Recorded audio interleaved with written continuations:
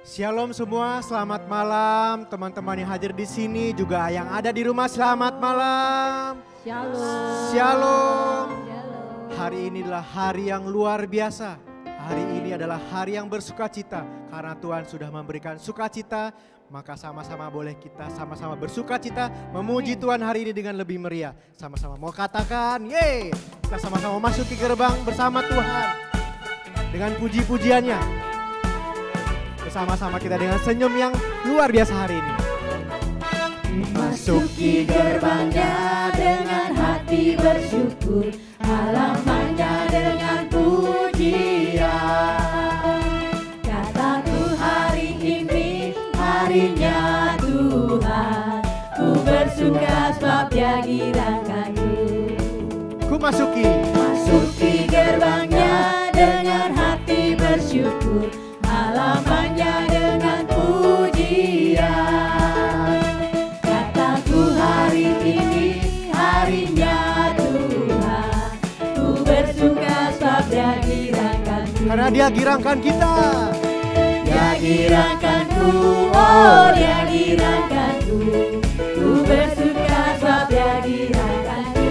Oh, Dia girakanku, oh Dia girakanku, ku bersuka sebab Dia girakanku.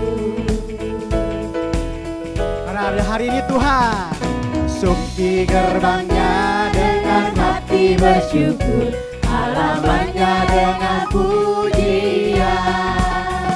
Kataku hari ini harinya Tuhan, ku bersuka sebab Dia girakanku. sama-sama masuki gerbang Tuhan. Masuki gerbangnya dengan hati bersyukur, halamannya dengan pujian. Kataku hari ini harinya Tuhan, ku bersuka sebab Dia girakanku. Karena Dia girangkan kita sama-sama. Dia girakanku, oh Dia girakanku, ku bersuka sebab Dia girakanku. Oh, Dia girakanku, oh Dia girakanku, ku bersuka sebab Dia girakanku. Yang para wanita katakan, Dia girakanku, oh Dia girakanku, ku bersuka sebab Dia girakanku. Oh, Dia girakanku, oh Dia girakanku, ku bersuka sebab Dia girakanku. yang pria katakan, Dia girangkanku, oh Dia girangkanku, ku bersuka sebab Dia girangkanku. Oh, Dia girangkanku, oh Dia girangkanku, ku bersuka sebab Dia girangkanku. Semuanya katakan, Dia girakanku, oh Dia girakanku, ku bersuka sebab Dia girakanku. Oh, Dia girakanku, oh Dia girakanku, ku bersuka sebab Dia girakanku. ku bersuka karena Tuhan. Ku bersuka sebab Dia girakanku. Ku bersuka. Ku bersuka sebab Dia girakanku. Tepuk tangan yang luar biasa untuk Tuhan. Hari ini adalah hari yang bersukacita. Dan sama-sama kami mau katakan, kita sama-sama angkat pujian lebih lagi hari ini. Karena hari ini adalah hari yang bersukacita, karena Dia yang ajaib bersama-sama. Yeay. Karena kebesaran Tuhan dan tak terbanding kekuatannya. Sama-sama katakan, tak terbayang kebesaran-Mu dan tak terbanding kekuatan-Mu Tuhan. Kau megah bagiku Dengan segenap jiwa dan pengharapan ku serahkan untuk rencana-Mu Tuhan. Kau raja atasku, hanya Kau yang layak ditinggikan. karena Kau ajaib. Oh, sama-sama. Tuhan, agung dan perkasa, Kau sumber kemenanganku, layak berkuasa.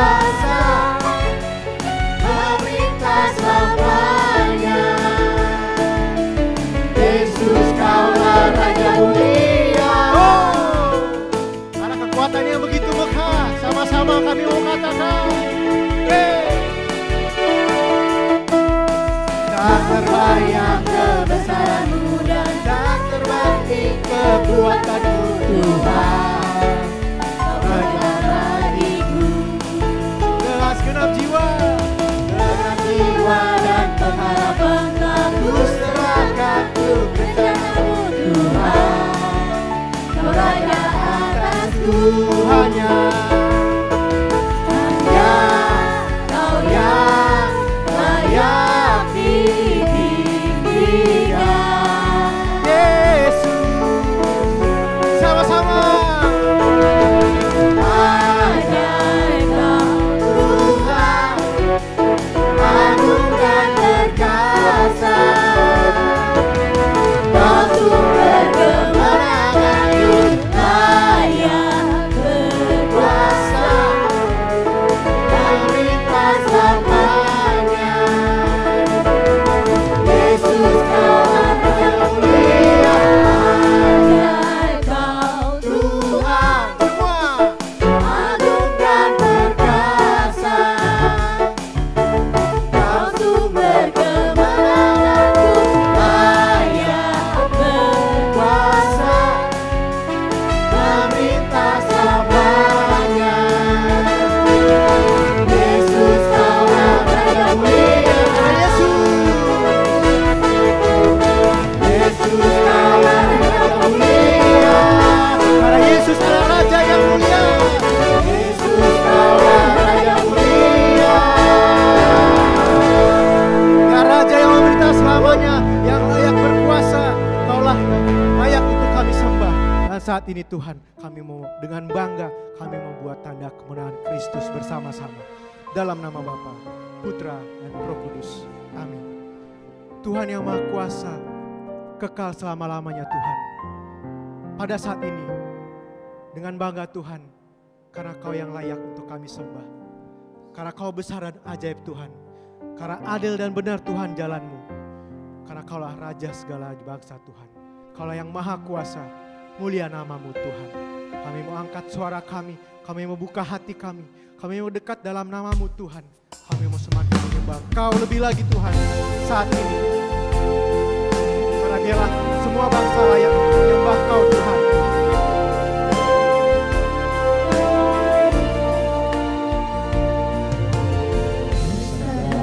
Ajaiblah karya-Mu, adillah benarlah jalan-Mu. Raja segala bangsa yang Maha Kuasa, mulia nama-Mu. Karena Kau besar dan ajaib Tuhan, kami mau katakan Besar dan ajaiblah karya-Mu, adil dan benarlah jalan-Mu. Raja segala bangsa yang Maha Kuasa, mulia nama-Mu. biarlah layak segala bangsa. Layaklah segala bangsa sujud kepadamu. Sebab Kaulah layak kudus, layak disembah. Karena Kau besar dan ajaib Tuhan. Besar dan ajaiblah karya-Mu, adil dan benarlah jalan-Mu. Raja segala bangsa yang Maha Kuasa, mulia nama-Mu. Oh layaklah Segala bangsa sujud kepadamu. Sebab Kaulah layak kudus, layak disembah. dengan kedua tangan kami Tuhan, biarlah layak segala bangsa. Layaklah segala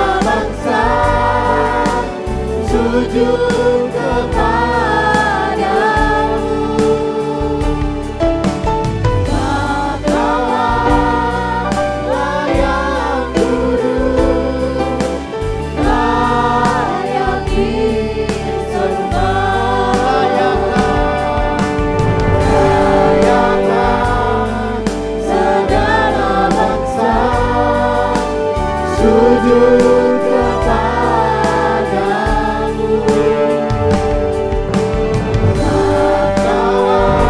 Engkaulah yang kudus, layak disembah.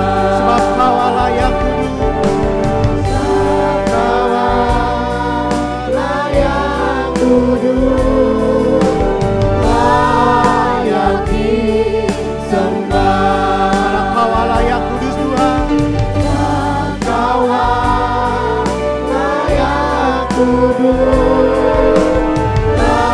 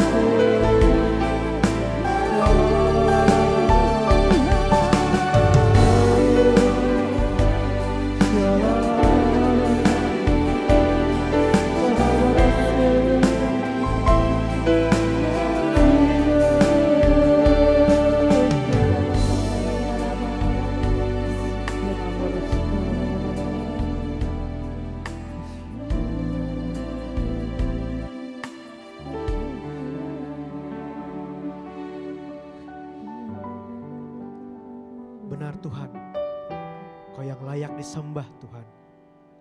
Biarlah bangsa ini Tuhan layak untuk menyembah Kau Tuhan. Karena Kaulah Allah yang kudus, Allah yang bertahta untuk kami Tuhan. Dan dengan hati kami, dengan pikiran kami yang terbuka saat ini, utuslah Roh Kudus-Mu Tuhan di tengah-tengah kami. Biarlah pada saat ini firman-Mu yang akan disampaikan oleh Bro Andi Tuhan, dapat kami lakukan Tuhan, dapat kami terapkan Tuhan, bersama-sama dengan umat-Mu, di tengah-tengah umat-Mu saat ini. Dan biarlah Engkaulah yang selalu meraja, Engkaulah yang berkuasa, Engkaulah yang bertahta, kini dan sepanjang segala masa. Amin. Ya, shalom semua buat teman-teman penggemar Worship Talk dimanapun Anda berada. Senang saya boleh kembali berbagi berkat Tuhan tentunya melalui firman Tuhan. Yang hari ini dalam program Worship Talk yang diselenggarakan oleh Keuskupan Agung Jakarta. Tadi kita udah lihat teman-teman dari Dekanat Timur telah mempersembahkan pujian dan penyembahan yang luar biasa. Boleh tepuk tangan buat mereka ya. Hari ini kita mau belajar dari seorang tokoh kitab suci kita yang bernama Yosafat ya. Itu diambil dari kitab 2 Raja-Raja bab 3 ayat 9 sampai 20. Kalau yang sudah mempersiapkan kitab sucinya boleh dibuka. Tapi sebelumnya saya tanya, kita semua pasti suka pergi nonton ya. Nonton movie, film, itu biasanya kalau alur ceritanya kadang-kadang kita bisa tebak endingnya. Ya, kalau udah tahu endingnya nggak seru lagi ya. Tetapi apa yang Tuhan kerjakan, apa yang Tuhan lakukan dalam kehidupan kita, sulit sekali untuk kita memahami endingnya akan seperti apa. Cerita dari kehidupan kita. Nah, kita mau belajar dari seorang yang bernama Yosafat. Sudah ketemu 2 Raja-Raja bab 3 ayat 9. Dikatakan demikian, maka berjalanlah Raja Israel dan Raja Yehuda dan Raja Edom. Tetapi sesudah mereka berkeliling 7 hari perjalanan jauhnya, maka tidak terdapat air untuk tentara dan untuk hewan yang mengikuti mereka. Ceritanya 3 raja ini, Raja Edom, Raja Yehuda dan Raja Israel, berjalan di padang gurun ya. Mereka selama 7 hari, kemudian dikatakan apa? Mereka kehabisan air, artinya mereka kehausan, kelelahan. Ya. Lalu ayat 10 dikatakan, lalu berkatalah Raja Israel, wahai Tuhan telah memanggil ketiga raja ini untuk menyerahkan mereka ke dalam tangan Moab. Ya, jadi ketiga kerajaan ini, Israel, Yehuda, dan Edom, itu takut sekali dengan Raja Moab. Kenapa mereka berperang dengan Raja Moab? Karena Raja Moab tidak mau bayar upeti kepada mereka. Makanya ketiga raja ini berperang, tetapi kita tahu bangsa Moab ada bangsa yang gagah perkasa. Jadi ketiga raja ini mulai takut dan gentar, ditambah lagi mereka selama perjalanan di padang gurun, seluruh tentara kehausan, kelelahan. Ayat 11 kita lanjut. Tetapi bertanyalah Yosafat, perhatikan di sini ya. Satu-satunya raja yaitu Yosafat dikatakan, bertanyalah Yosafat, tidak adakah di sini seorang nabi Tuhan supaya dengan perantaranya kita meminta petunjuk Tuhan? Lalu salah seorang pegawai Raja Israel menjawab, katanya di sini ada Elisa bin Safat yang dahulu melayani Elia. Dari ketiga raja, Raja Edom, Raja Israel, Raja Yehuda, yaitu Yosafat itu Raja Yehuda. Hanya Yehuda, Raja Yehuda yang bertanya, apakah tidak ada nabi Tuhan? Artinya di tengah padang gurun, di tengah kekeringan, di tengah masalah, Yosafat selalu ingat Tuhan. Dia selalu mencari Tuhan. Makanya adakah nabi, seorang nabi yang melalui perantaranya kita bisa minta petunjuk sama Tuhan? Ya, dua raja yang lain enggak, bahkan dikatakan seperti ini. Berkatalah Yosafat, memang padanya ada firman Tuhan. Sesudah itu pergilah Raja Israel dan Yosafat dan Raja Edom kepada Elisa. Tetapi berkatalah Elisa kepada Raja Israel, apakah urusanku dengan engkau? Pergilah kepada nabi ayahmu dan kepada para nabi ibumu. Jawab Raja Israel kepadanya, jangan begitu, sebab Tuhan memanggil ketiga raja ini untuk menyerahkan mereka ke dalam tangan orang Moab. Lihat gambaran apa yang didapat dari Raja Israel, ya, Raja Israel dan Raja Edom. Mereka berprasangka bahwa Tuhan menyerahkan mereka di padang gurun untuk diserahkan kepada Raja Moab. Tetapi Yosafat berbeda. Dia melihat di balik segala peristiwa yang terjadi di dalam kehidupannya, dia melihat karya Tuhan yang lain. Ya, ada yang menarik dari kisah ini. Lihat ya, dikatakan kemudian ayat 16. Kemudian berkatalah ia, beginilah firman Tuhan, biarlah di lembah ini dibuat parit-parit. Menarik ya, di tengah kelelahan, di tengah ketidakadaan air minum, tiba-tiba ketika Yosafat minta petunjuk Tuhan, Tuhan bukan memberikan solusi yang masuk akal. Yang diberikan apa? Suruh gali parit-parit sepanjang padang gurun. Kita tahu pada saat itu nggak ada musim hujan di sana. Kita tahu di daerah padang gurun nggak ada sungai. Parit digali di tengah kelelahan, mungkin prajurit juga udah males. Udah lelah, yang bener aja udah capek masih disuruh gali parit. Airnya juga dari mana? Alur cerita ini kita sulit menebak maksudnya Tuhan apa ya. Tetapi kita tahu air didatangkan Tuhan dari negeri Aram. Tiba-tiba parit itu bisa penuh.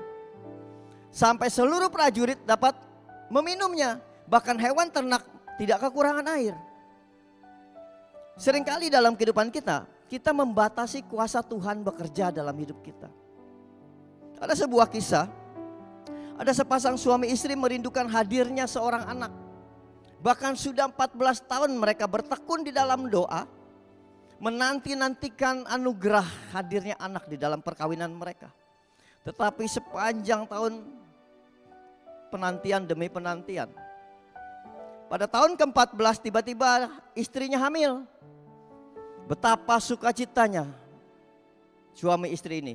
Bahkan saking sukacitanya, hampir setiap saat diadakan syukuran.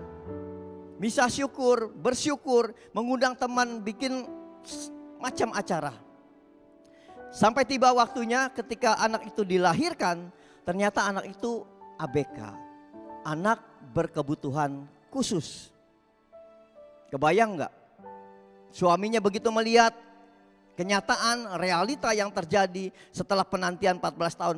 Dia komplain sama Tuhan. Tuhan, kenapa ini jawaban doaku? Setelah 14 tahun aku bertekun di dalam Engkau, di dalam Tuhan, tetapi kenapa anak yang seperti ini yang Kau berikan? Tahu ya, kalau anak ABK perlu biaya, perhatian khusus, segala sesuatunya serba khusus. Tetapi bersyukur istrinya sangat baik, sangat mendukung. Lalu dia bilang gini, "Pak, apa yang Tuhan percayakan kepada kita, kita jalani, kita pelihara anak ini." Singkat cerita, anak itu bertumbuh sampai usia 12 tahun. Ketika menginjak 12 tahun, anak itu berpikir gini, aku ingin buat kejutan buat papi mami. Aku mau buat surprise buat mereka. Maka jam 5 pagi anak itu bangun. Dia mau bikin breakfast katanya, roti bakar pakai telur. Pagi-pagi dia ambil, kalau kita biasa masak pakai teflon ya. Anak itu pakai panci. Dia taruh panci di atas kompor, dia tuang minyak hampir penuh sepanci. Lalu dia ceplok telur. Telurnya satu, telurnya berenang di atas minyak. Namanya anak ABK kan? Kemudian dia nyalakan. Baru nyala sebentar, telur masih jauh dari matang, diangkat. Dia taruh roti tawar ke mesin panggangan, 2, dia nyalain, cetek. Dia tungguin. Kita 3 menit, 5 menit, angkat. 15 menit diangkat. Warnanya hitam. Dia taruh 2, 1 buat papi, 1 buat mami. Lalu ditaruh telurnya yang hampir nggak matang. Lalu dia bilang, papiku suka kopi. Dia ambil cangkir, dia sendok kopi bubuk 3 sendok makan, cangkir kecil. Diaduk kental banget, dia taruh. Selesai. Dia sampiri, dia bangunin, Pi bangun Pi. Aku punya kejutan buat papi. Apa nak gitu. Aku buat breakfast buat papi dan mami. Sini Pi. Papinya samperin, papinya ngeliat di meja makan. Wow, serba hitam. Cobain Pi katanya. Lalu dicobain, digigit sedikit. Enak enggak? Pahit ya sebetulnya ya. Sangat pahit. Tapi waktu anaknya tanya, enak enggak Pi? Enak. Anaknya bilang apa? Kalau enak abisin Pi. Dihabisin enggak? Dihabisin. Setelah habis, papinya ngeliat kopi. Waduh, hitam banget nih. Diminum. Selesai semua, anaknya konfirmasi. Gimana Pi masakan aku? Enak enggak Pi? Papinya bilang apa? Kalau anak kesayangan papi yang buat, pasti enak. Apapun rasanya. Papinya bilang, pasti enak. Demikian Tuhan kita. Apapun bagian pelayananmu, apapun yang kau kerjakan, mau gulung kabel, mau cuma terima tamu, mau bagi firman, pujian, pemusik, apapun. Bahkan seringkali yang kita lakukan buat Tuhan, sesungguhnya kita nggak bisa apa-apa. Tapi waktu kita tanya, gimana Tuhan? Tuhan bilang apa? Enak. Kata Tuhan, kalau anak kesayanganku yang melayani, semua pasti enak. Seringkali kita nggak menyadari, kita nggak belajar dari Yosafat, tapi kita belajar dari Raja Israel, Raja Edom. Yang segala sesuatu peristiwa yang ada di hadapan kita, tantangan kita, persoalan kita, masalah kita, semua ditakar menurut konsep pribadi, menurut apa yang ada pada kita, bukan menurut apa yang Tuhan telah buat. Ya, Tuhan menjadikan segala sesuatu di dalam kehidupan kita, satu, kita dikasih, kita dicintai, kita diterima, kita diberikan rasa nyaman, betul? Awal kita diciptakan diberikan semuanya itu. Tetapi manusia dikatakan ketika jatuh di dalam dosa berpaling. Yang tadinya sudah menerima semua itu, dia buat sendiri di sini. Sama nggak? Sama. Dikasih, dicintai, punya rasa nyaman, dihargai. Tetapi konsep yang dia pakai di sini standarnya pikiran dia. Maka yang di sini itu adalah manusia menjadi Tuhan atas dirinya. Dia berpaling dari manusia yang dijadikan Tuhan, yang serupa dan segambar, dia berpaling menjadi Tuhan atas dirinya. Maka segala sesuatu yang dia kerjakan, standarnya bukan lagi Tuhan, tetapi dirinya. Maka ketika ada masalah, dia nggak cari Tuhan, dia nyalahkan Tuhan. Raja Israel, Raja Edom kan begitu. Tuhan yang menempatkan saya di sini supaya kita mati oleh Raja Moab. Tapi Yosafat nggak berpikir begitu, karena Yosafat masih di sini, dia nggak ke sana.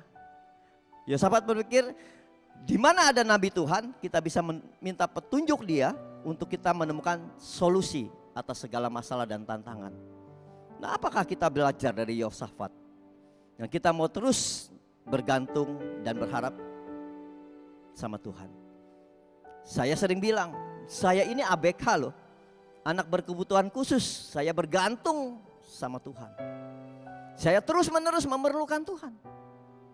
Saya nggak bisa tanpa Tuhan.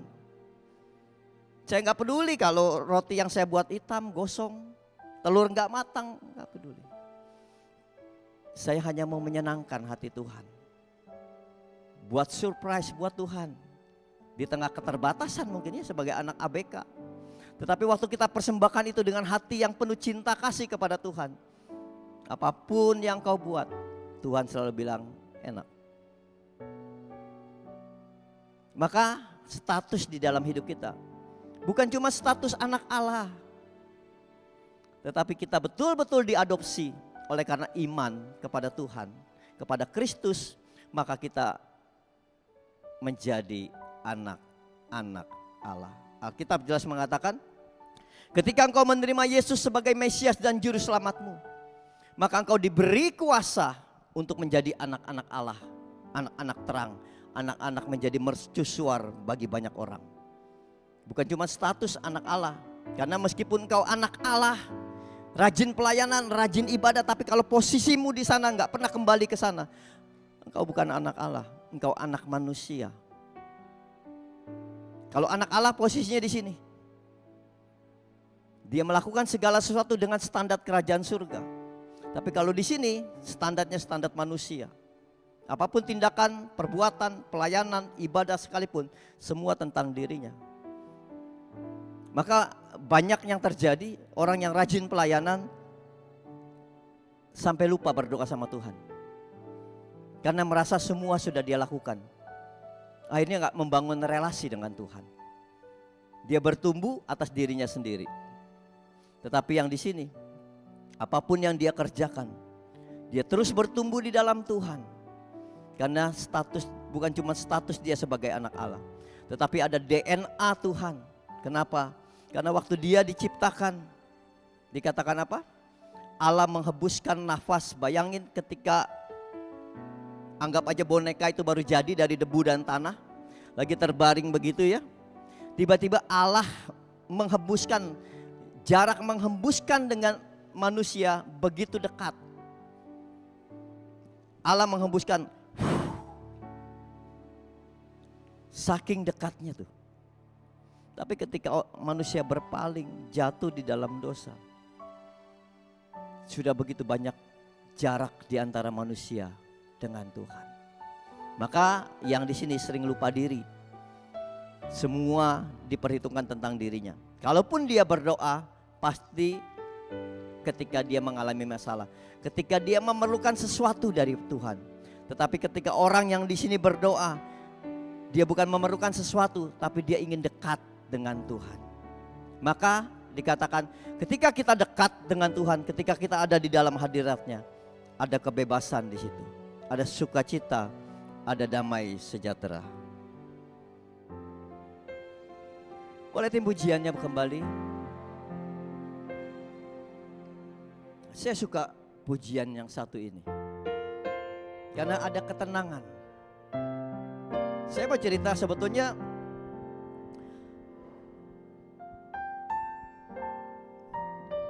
di beberapa hari ini, beberapa minggu mungkin ya, badai tekanan saya cukup besar.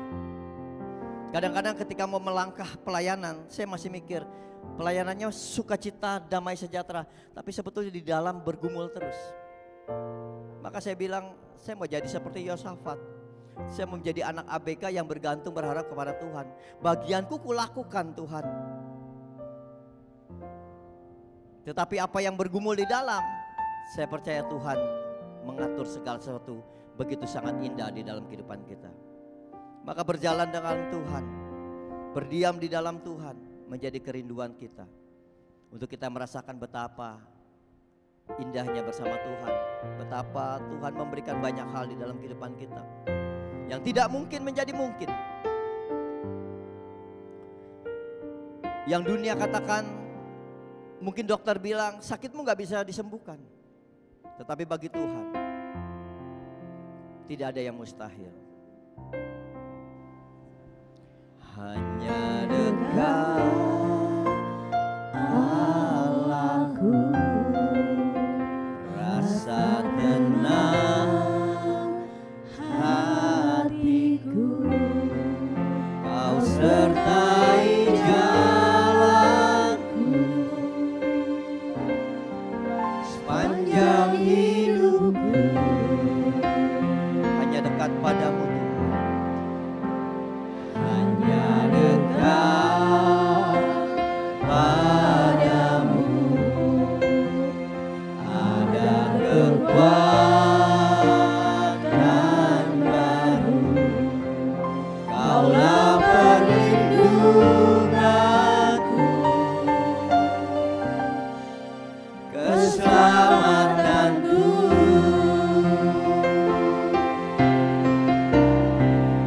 Ku ingin selalu bersekutu denganmu, menikmati hadiratmu. Biarkan Roh-Mu tinggal dalam hidupku. Sungguh indah bersamamu selamanya.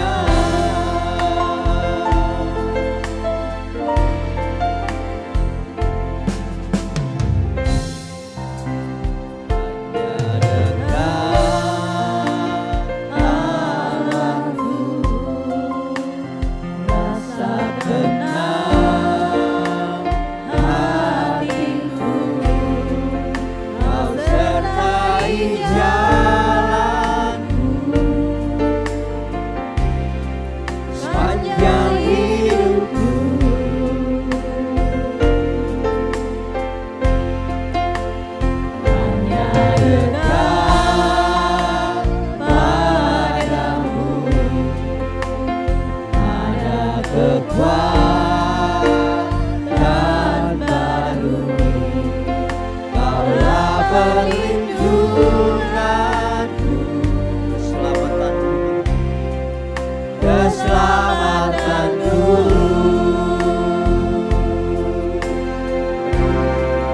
Ku ingin selalu bersekutu denganmu, menikmati hadiratmu. Biarkan Roh-Mu tinggal dalam hidupku. Sungguh indah bersamamu. Ku ingin selalu bersekutu denganmu, menikmati hadiratmu. Biarkan Roh-Mu tinggal dalam hidupku. Sungguh indah bersamamu selamanya. Benar Tuhan, sungguh indah tinggal bersamamu. Kami yang selalu rindu Tuhan untuk berdiam di dalam hadirat. Kami yang selalu ingin Tuhan untuk berdiam bersamamu Tuhan. Tuhan, sertai setiap jalan-jalanku, sertai setiap langkah hidupku Tuhan. Agar aku dapat melihat seperti apa yang Tuhan lihat. agar aku dapat memahami apa yang Tuhan kehendaki di dalam hidup. Tuhan jamah setiap hati kami. Penuhi kami dengan kekuatan yang baru, agar kami mampu melakukan apa yang Tuhan kehendaki di dalam hidup kami. Pakai setiap kami pribadi lepas pribadi Tuhan. Apapun yang Tuhan inginkan, apapun bagian kami, di tengah kekurangan, ketidakmampuan, keterbatasan kami. Tetapi karena kami melakukan karena cinta kami kepada Engkau, karena sayang kami kepadamu Tuhan, maka kami percaya Tuhan akan mengatakan, itu enak anakku, itu enak anakku. Makasih Tuhan. Makasih Tuhan untuk segala sesuatu yang Tuhan percayakan bagi kami, untuk kami boleh ambil bagian di dalam rencana dan misi kerajaan-Mu ya Tuhan.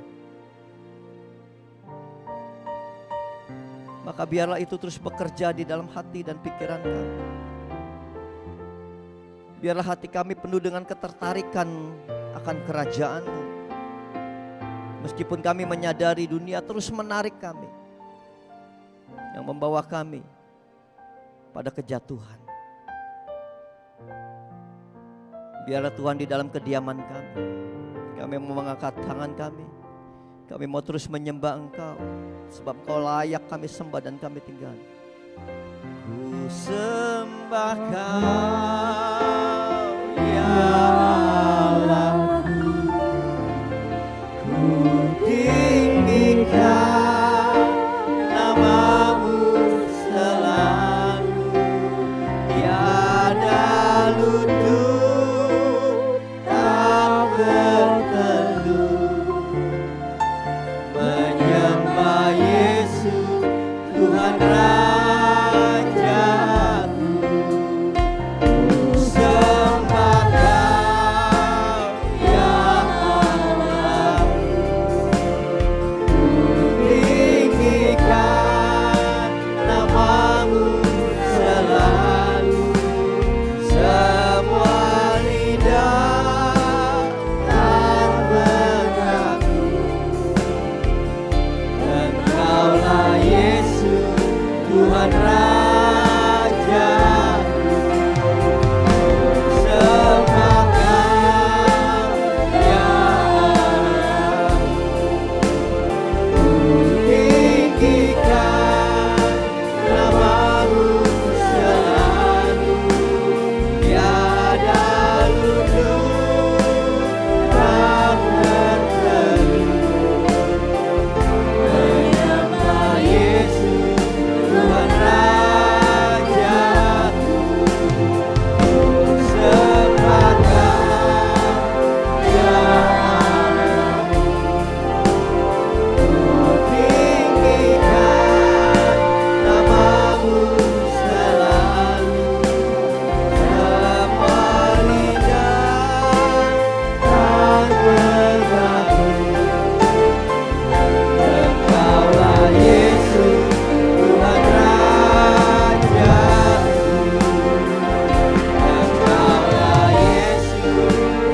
Rajaku. Engkaulah Yesus Tuhan Rajaku.